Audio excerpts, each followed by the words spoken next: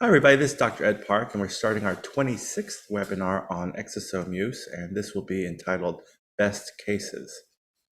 My technical, I don't know if Mercury is in retrograde, but I'm having technical difficulties. My laptop computer froze, so I'm on this sort of old desktop, and it's maybe a little buggy. The goals will be to present some interesting cases and trends in my patients. We're going to speculate about mechanisms as we go.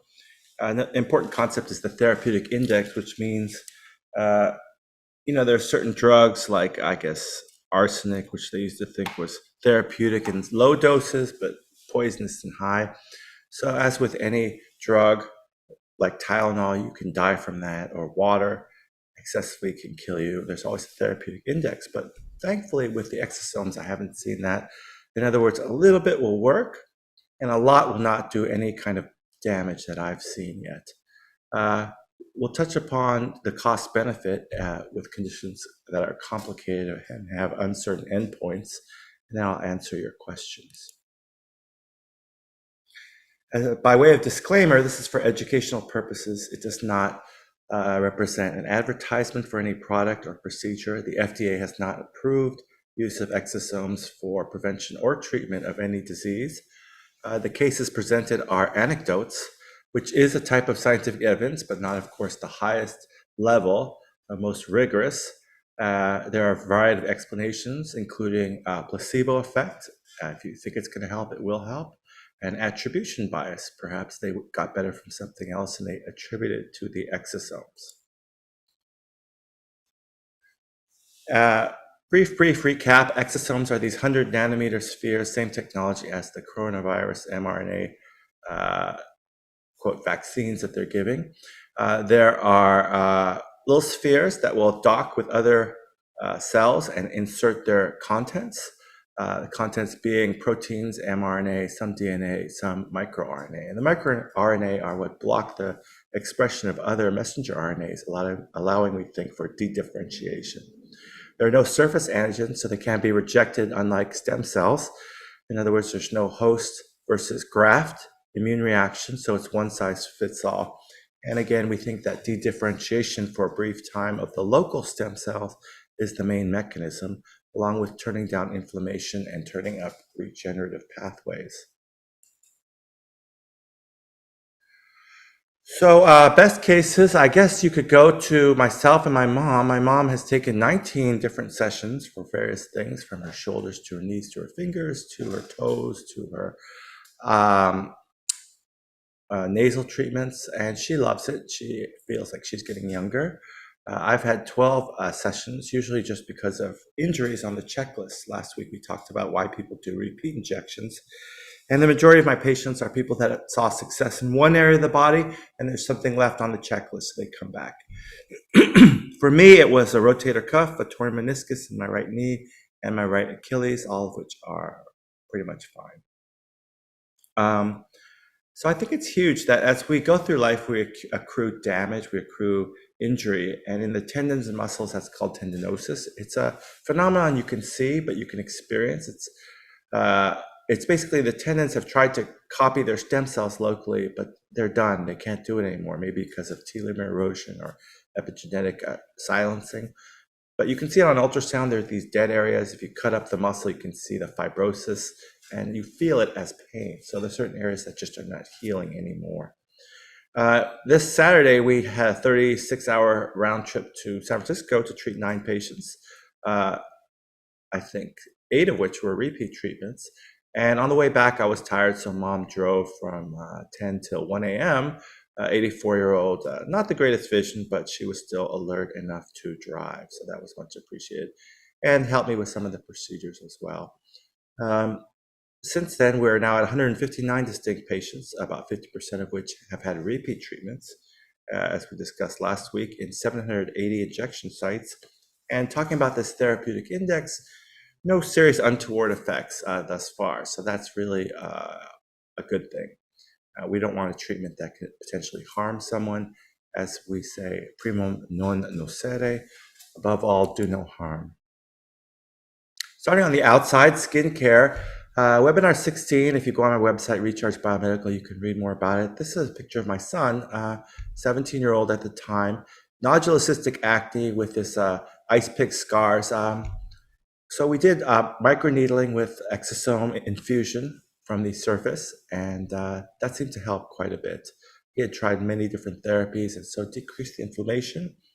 Maybe it was bacteriostatic, and increased the positive regeneration of those ice pick scars. So a good improvement there.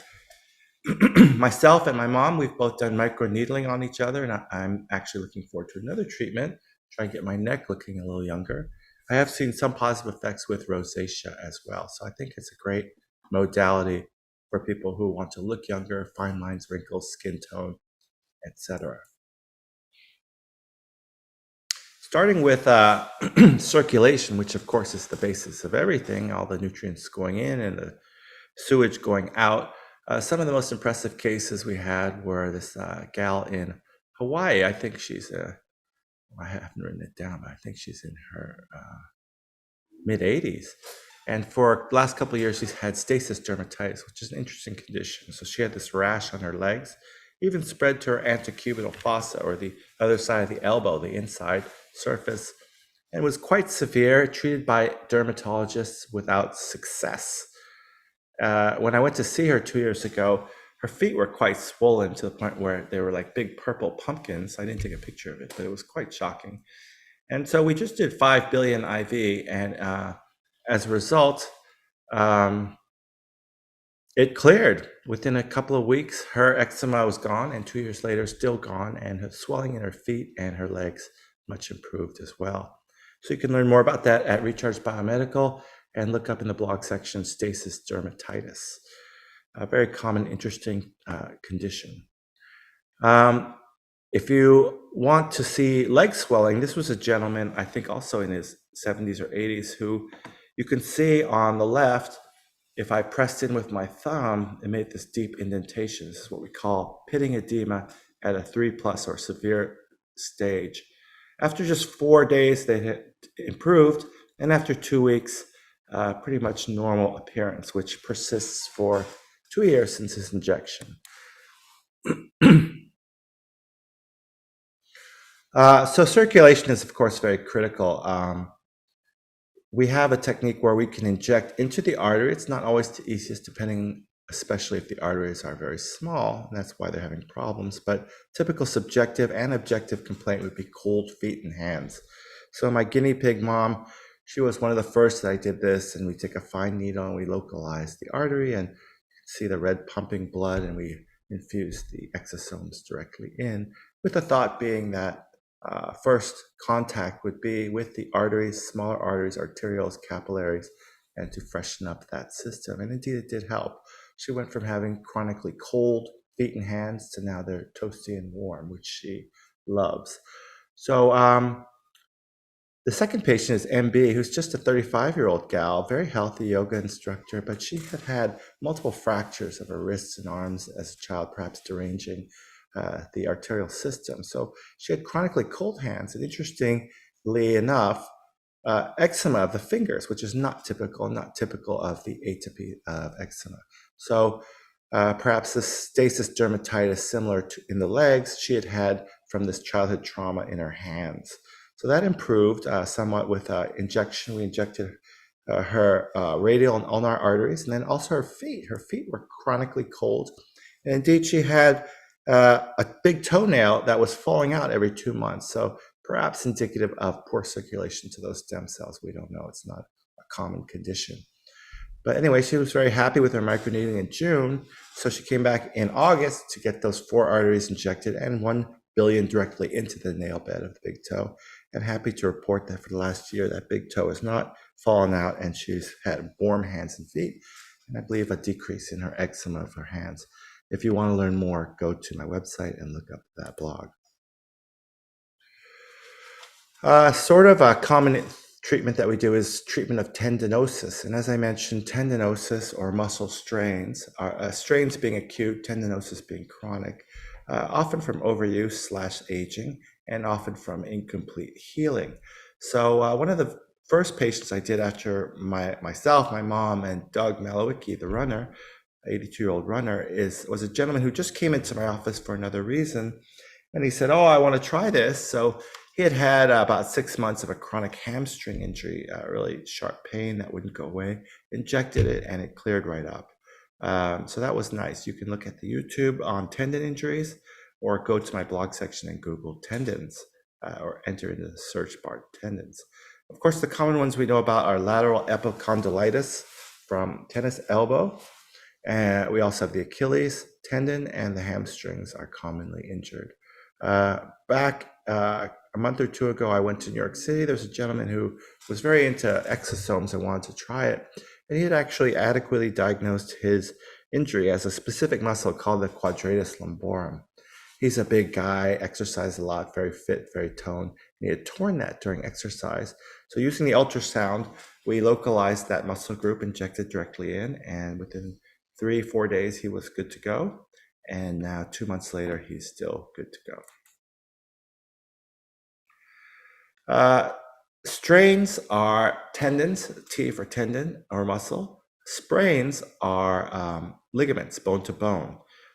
Probably one of my first patients, 5th or 6th, another personal friend of mine, she had an injury from twisting her ankle. So that was a high ankle sprain, even above the ankle at the syndesmosis, or the connection between the outer fibula and the medial tibia. Is that right? Yeah, I think so, yeah. That green area is like fibrous tissue that was torn and injured. She couldn't run anymore. So we injected her with just, I think, 3 billion exosomes, and she was able to resume her running career. You can learn more, pause and copy down that link, or go into my blog section and search for treadmill. Probably our bread and butter, most common procedure is treatment of arthrosis, which is a fancy way of saying the same thing as tendinosis. The tendon stem cells are burned out. In this, the joint stem cells producing the cartilage are burnt out. And over the time, or the course of use and aging, we have worn out cartilage, okay? And it's unable to regenerate. So go to my website and search for knee problems. The knee is the most common large joint that we inject. I've done it 95 times now. No complications, very easy procedure. Most people remark, "Oh, that was much easier than I thought." It's not without pain, but the numbing medication distraction helps. And we have a very high satisfaction rate. Although, about 50% of people have some sudden flare of a little discomfort in the first week, half don't. And in the long run, 2-3 weeks out, they're much better. You can watch a video. That's the video on the subject. Or you can always go to my YouTube channel, DRPARK65, to do a search. Another common and easily treated area is the shoulders. Shoulders, we come from behind where there's no anatomy to damage. We've also done 146 digits.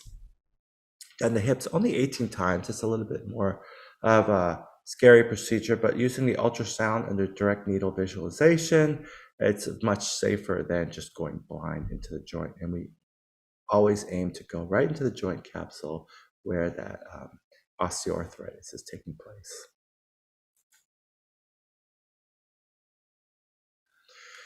Another common complaint, arguably over half of the people have back problems. So we treat the back. People often say, "Well, I have neck problems," but we don't treat the neck. And a good example would be a person I treated on Saturday, her third treatment. We did the lumbar epidural, and the next day her neck was hurting. Now, she had some previous injury and arthrosis in the neck, meaning the joints connecting the vertebrae were arthritic and damaged. So the explanation I gave her was that the epidural space is a potential space. What we see in the picture above is an anesthesiologist or a therapist threading a catheter into the epidural space. And just on Saturday, I treated 15 cc's of epidural fluid. Actually, it was exosomes into the epidural space. It can handle a lot of fluid and volume, and those exosomes are able to go all up and down the spinal column, much safer to enter in the lumbar area, and then it'll bathe the discs, the bones, and decrease inflammation, and also the facet joints, which is where the vertebrae articulate on each other. Epidural injection is a pretty easy procedure. At least I'm very comfortable with it. We are often challenged in the long term. I would say the satisfaction rate is a little lower, probably only about 60-70%. And that's a lot of times because the spaces have been injected multiple times with steroids, which they don't tell you is chondrotoxic, meaning it's toxic to the cartilage or the discs, also toxic to the ligament producing cells. So actually the standard of care in this country is quite dangerous. There are about 6 countries where it's black box. They say don't do it with a warning, don't put steroids. But again, it's an example of why people misunderstand what the FDA is and what it does. The FDA has never approved epidural steroids, and yet it's the standard of care and also potentially quite harmful to this space. So I think a lot of the refugees with back pain injury are being damaged in the long term, even if they feel better in the short term by our standard of care, which is not FDA approved. I think some of the most dramatic and interesting changes have been in these nerve damage patients, which you might think would take longer, but I guess I liken it to a live wire, a raw short circuit, and putting electrical tape on it, almost like overnight. They have some cells that are fixed in terms of regenerating the myelin or the insulating sheath, but that has been the most shocking thing, is that the neurological things can be the quickest to recover. 3 examples of this would be AR, a close friend of mine, 62-year-old, who had a dental trauma several years ago, chronic pain. She even went so far as to remove teeth, which didn't help. So it was really a nerve damage to the inferior alveolar nerve. So like the dentist would do, I went in, slightly numbed it, and then injected exosomes. And by the next morning, and for the last year, it's been completely fine, which is amazing to go from like 7 to 8 out of 10 pain to nothing overnight. Remarkable. Read about that at the blogs 7 Nerve Pain Gone. Another close friend of mine, 69-year-old Elaine, had Bell's palsy for at least 7 years after an emotional trauma. You can see on the left her eye droops on the right side of her face, and pretty much overnight she felt that the eye had opened and the facial nerve palsy was resolved. Remarkable. Learn more about that at blog 38, facial nerve palsy. Lastly, there was a 65-year-old man who had stood in some degreaser for several hours and lost the sense of light touch, and even in his feet. Presumably, he melted away some important structures, which we go into a little bit in this blog 32. But again, overnight improvement. I spoke to him just a couple of weeks ago. He said it was still like 90% better, whereas before it felt like his feet were constantly wrapped in cellophane.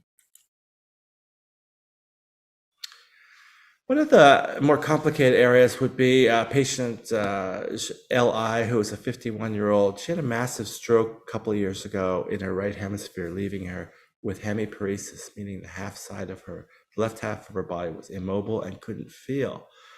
In September of 2020, she received 6 billion nasal and 5 billion IV, as well as 5 billion spinal. This is not epidural. This is puncturing into the spinal sac and hoping that it bathes nerves and goes up to the brain. First treatment was astounding. It was really quite shocking. She had been in a wheelchair, unable to really move her left side at all. And she had this great video, which because of privacy I haven't shared, but she was able to stand up, move her shoulder, move her hand. Amazing recovery.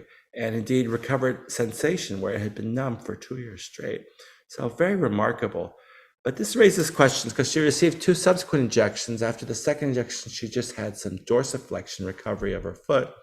Third, there was absolutely no response. So, the question is, how far does this train track go? Is it ultimately a journey that's not going to lead to full recovery? And if not, is it ethical or advisable to even try and get some recovery? So we never know a priori if we're going to help them make a full recovery. The chances are slim. So again, it comes into the question, if you have one little tennis elbow, chances are good we can fix that. But if you have chronic central nervous system damage of a massive nature, there may be many systems down and there may never be a path to complete recovery, but we don't know. The rule of thumb is if you're getting better, and it's not going to destroy your lifestyle to spend the money, then we continue. But once there's no movable, there's no change, it's probably not advisable to continue. Very excited this weekend. We did 2 new modalities. One is JK, again, a 41-year-old with her third treatment. She had good results with a nodule that kind of melted away when we injected it.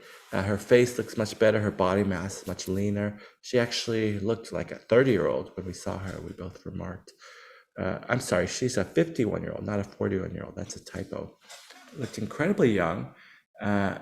And we were able to do an intraperitoneal injection. This is something that I'm trying to do more of for people with Crohn's disease, ulcerative colitis. And the technique is kind of shown in the cartoon above. We take our transducer and we watch the needle go directly in through the muscles, tent the peritoneum, and we can see it safely poke through to that space.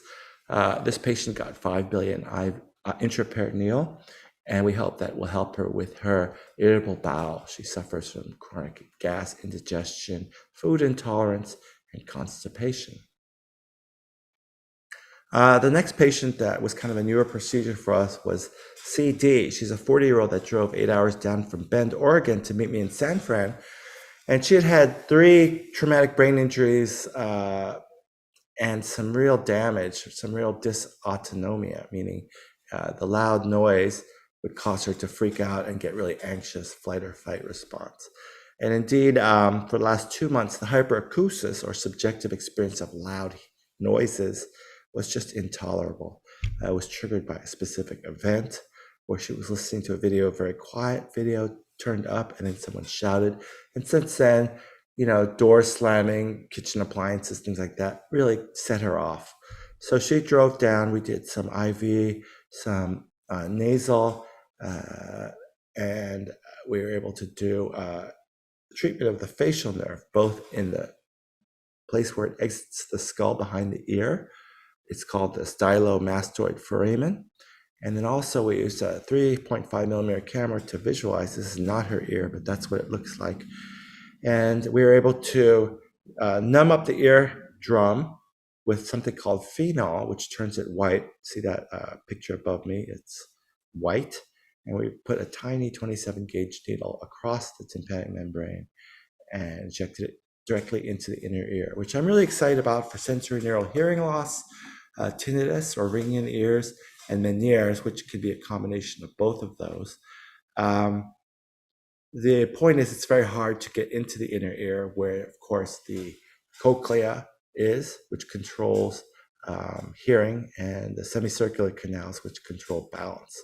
Also in the structure is the termination of cranial nerve 7 and 8, and also those tiny nerves, tympanic muscle that tightens the drum, and also the tiny little 6 millimeter muscle that tightens, the stapedius muscle that tightens that drum, I guess. So you and I take for granted that when we hear a loud noise, this is automatic. The eardrum tightens up so it doesn't transmit that much noise. But for people with hyperacusis, there's something wrong with that reflex, and they can't dampen the drum. And so loud noises are perceived as loud, whereas we have like an auto-dampening reflex. Okay, so that's really what I want to talk about. I guess the theme would be that the body is often arrested in its healing capacity as we go through life, like a car with 130,000 miles. We've accrued a lot of mileage. There are local stem cell niches which can no longer heal. So we believe that exosomes may instigate dedifferentiation and transient regeneration. And that can be overnight, like in some of these remyelination nerve injury things. But it could take up to 8 months before results show, which can confuse attribution of, was it this, was it that, was it going to go away? But this dedifferentiation in the skin, the nerves, the tendons, the joints, the ligaments can be quite dramatic and life-changing. We often take for granted that we live without pain, but if you talk to most people in their 60s, 70s, 80s, something hurts somewhere. And that's why people repeat injections, because once you fix their shoulder, like, hey, doc, I got this other thing. Of course, complex systems are more difficult to treat. My heart is a little bit heavy. I had a patient who flew from Alaska to see me in Hawaii, and he did not get better. Did an intraspinal treatment, nasal treatment, and indeed, uh, although his spinal trauma we were hoping would repair, it did not get better. And in fact, it led to a suspicion there might be something else going on. So we believe that his multiple sclerosis, which was just diagnosed, I asked him to do an MRI. In fact, the trauma to the spine had triggered an immune response, and now he has a secondary process going on. So we're always very wary about advising people with complex injuries like that. I also am very cautious about Lyme disease. I've heard good things, but in my 2 or 3 patients, I have not seen good results because there's such a dysregulation in Lyme disease. I think location, as in real estate, is very important. Although if you put them IV, they're so small they'll go everywhere, including the brain. I think that it's like this Nerf ball thing. These are literally like Nerf balls. And so the first cells they touch are the ones that they're going to enter. There's no tracking mechanism. So a lot is probably wasted in places like the lung and the liver, the spleen.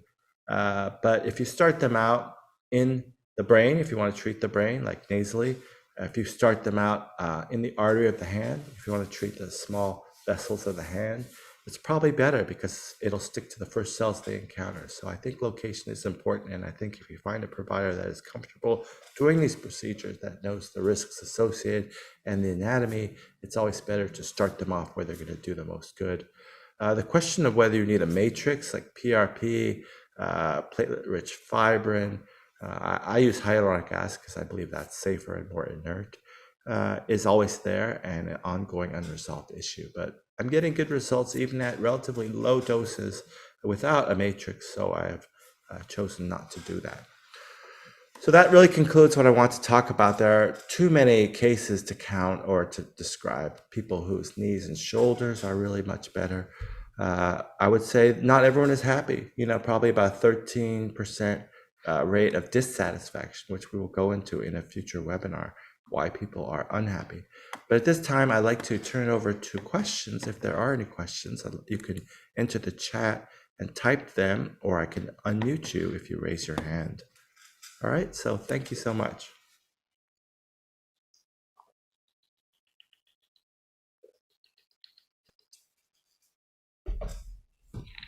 Are there any questions? You can type them in the chat or you can raise your hand.